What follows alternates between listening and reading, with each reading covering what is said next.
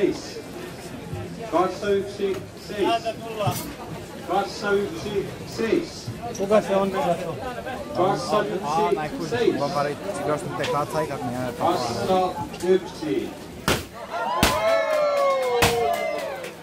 Onnea kassa 1. Onnea kassa 1. Onnea kassa 1.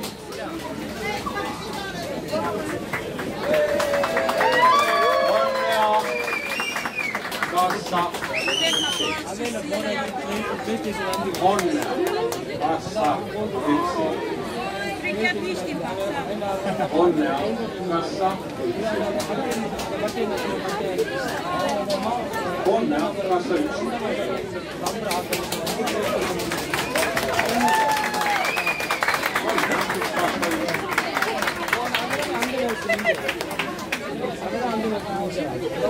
No niin. Sitten kysytään vähän, miltä nyt tuntuu kassa 1 asiakas. Pojat saa myydä vankilaan, niin vaan shokissa. Jännittää. Eli Pleikkari 5 on nyt kädessä. Löytyykö sinne pelaaja kotona? Tässä on yksi vieressä.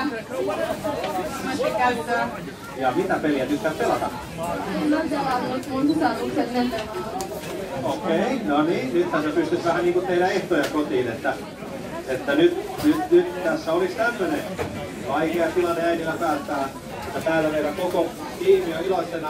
Täällä saa susta kuva Pleikkarin kanssa. Mahtava homma. Kiitos, että olet täällä. Mikä on tuote, mitä haet yleensä Alan ja Marketissa? Itse asiassa me haettiin leipomotuotteita.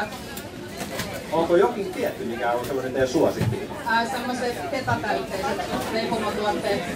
Eli se on se börekki, semmoinen lehtitaikina vähän, missä on sisällä petaa, joissain on kinat, joissain jotain muuta, mutta semmoisia paistotuotepisteet ovat siis ihme.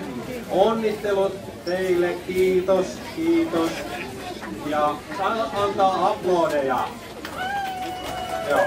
Ja nyt saa punastua Pleikkari 5 omistaja.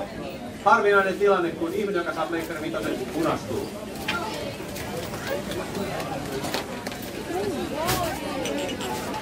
Niin, ajatella. Tämä on siis Vapaudu vankilasta kortti toisinpäin. No niin.